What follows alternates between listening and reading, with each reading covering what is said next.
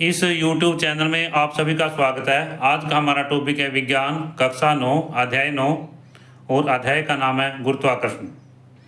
इसमें पाठ्य पुस्तक के अंदर के प्रश्नों के उत्तर। पृष्ठ संख्या 112, प्रश्न 1, गुरुत्वाकर्षण का सार्वत्रिक नियम बताइए।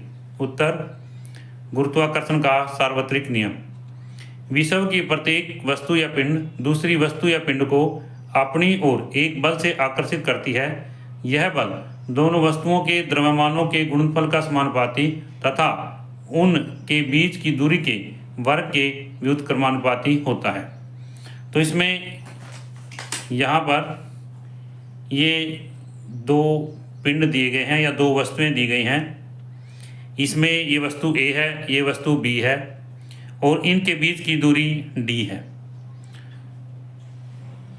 गुरुत्वाकर्षण का सार्वत्रिक नियम क्या कहता है कि F जो है G/m/d² के बराबर होगा। ये यहाँ पर M और M इसका मास है, ये इसकी का मास है यहाँ पर M, और D जो है इनके बीच की दूरी है। तो इन दोनों का गुणनफल, जो दोनों का द्रव्यमान है उनका गुणनफल बटे क्या है d², उनके जो बीच की दूरी है इसका स्क्वायर। हम इस सूत्र को अब सिद्ध करते हैं। यहाँ से माना M तथा M द्रव्यमान की दो वस्तुएं एक दूसरे से d दूरी पर स्थित हैं तथा उनके बीच में आकर्षण बल F है। तो इस नियम के अनुसार F सीधा अनुपाती है M गुणा M के और F सीधा अनुपाती है 1/d² के। तो यहाँ पर जैसे ये दोनों वस्तुएं हैं उनके गुणनफल का समानुपाती, ये समानुपाती है यहाँ पर, और उनके बीच की दूरी यहाँ पर d² है, इसके वर्ग का व्युत्क्रमानुपाती होता है। अब समीकरण 1 व 2 से F सीधा अनुपाती है M गुणा m/d² के और आगे F बराबर है G/m/d² के। G यहाँ पर एक अनुपातिकता स्थिरांक है। G क्या है? एक अनुपातिकता स्थिरांक है। इसे क्या कहते हैं? सार्वत्रिक गुरुत्व स्थिरांक कहते हैं। इसे सार्वत्रिक, ये इसे शब्द पढ़े जाए यहाँ पर, इसे सार्वत्रिक गुरुत्व स्थिरांक कहते हैं। अब समीकरण 3 से हम देखते हैं कि G बराबर है, ये यहाँ पर d² को इधर ले जाते हैं तो G बराबर है F(d²/mm) के। इसका G का मान जो है यहाँ से हम निकाल सकते हैं। इससे आगे है दूसरा प्रश्न है, पृथ्वी तथा उसकी सतह पर रखी किसी वस्तु के बीच लगने वाले गुरुत्वाकर्षण बल का परिमाण ज्ञात करने का सूत्र लिखिए।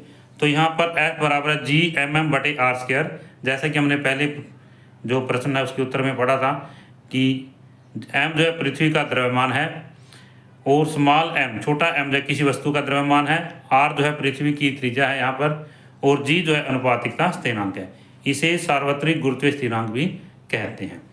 इसे अगला है, मुक्त पतन से आप क्या समझते हैं? किसी वस्तु का किसी ऊंचाई से गुरुत्व बल के कारण नीचे गिरना मुक्त पतन कहलाता है। और यहाँ पर क्या कहता है, गिरती हुई वस्तु पर कोई अन्य बल कार्य न कर रहा हो। तो कहने का भावार्थ यह है कि जब कोई वस्तु ऊपर से नीचे गिर रही है, उस पर कोई भी अन्य बल कार्य नहीं कर रहा हो, तो इसको क्या कहते हैं? मुक्त पतन कहते हैं। इससे अगला, गुरुत्वीय त्वरण से आप क्या समझते हैं? पृथ्वी की ओर गिरती हुई वस्तु पर पृथ्वी के गुरुत्व या गुरुत्वीय बल के कारण उत्पन्न त्वरण को गुरुत्वीय त्वरण कहते हैं। इसे G के द्वारा दर्शाया जाता है और इसका मान जो है 980 सेंटीमीटर/सेकंड या सुविधा के लिए 10 मीटर/सेकंड लिया जाता है। इसका मात्रक वही है जो त्वरण का होता है, और जो गुरुत्वीय त्वरण है इसका मात्रक है मीटर/सेकंड है। क्या चीज़ है? मीटर/सेकंड। इसको हम ऐसे भी लिख सकते हैं, मीटर/सेकंड। फिर अगला है पृष्ठ संख्या 119, किसी वस्तु के द्रव्यमान तथा भार में क्या अंतर है? हमने द्रव्यमान और भार इसकी तुलना करनी है। इसके लिए हमने यहाँ जो आंसर है इसका लिखा है, यहाँ पर यहाँ हम द्रव्यमान लिखते हैं और इधर क्या भार लिखते हैं।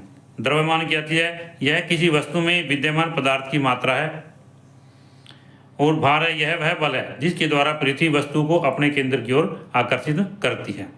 इसका मान सभी स्थानों पर एक समान रहता है और इसका मान एक स्थान से दूसरे स्थान पर बदलता रहता है।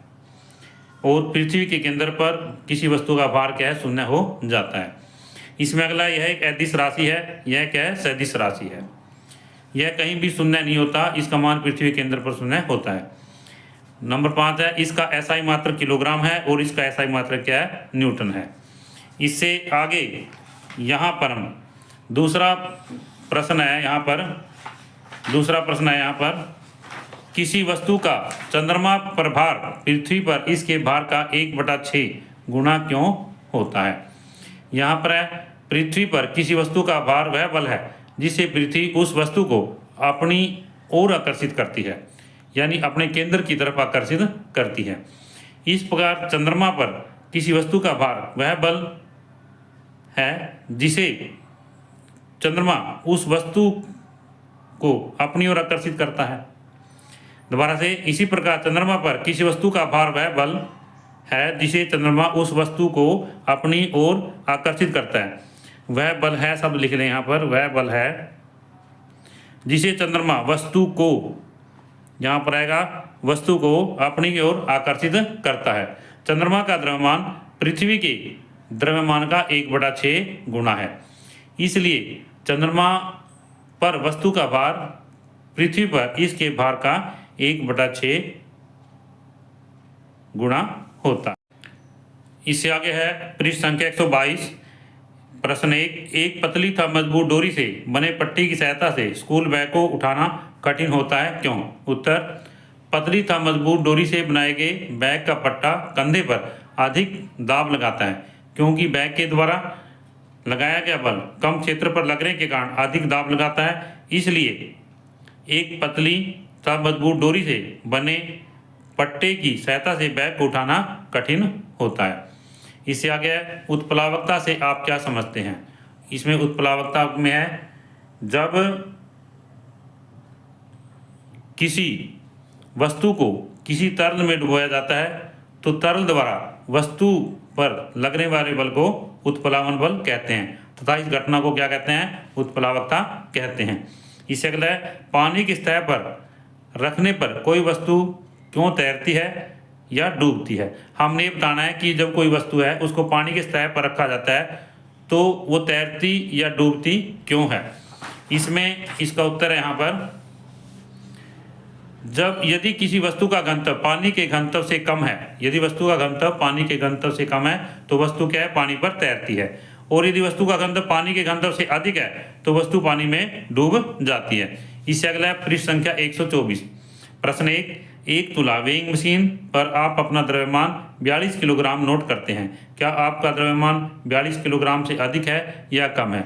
इसमें इसका उत्तर है यहाँ पर कि हमारा द्रव्यमान 42 किलोग्राम से अधिक होता है। क्या कहता है, हमारा द्रव्यमान 42 किलोग्राम से अधिक होता है, क्योंकि जब हम अपना द्रव्यमान तुला से नोट करते हैं, जब हम अपना द्रव्यमान तुला से नोट करते हैं तो वह द्रव्यमान नहीं होता बल्कि हमारा भार होता है।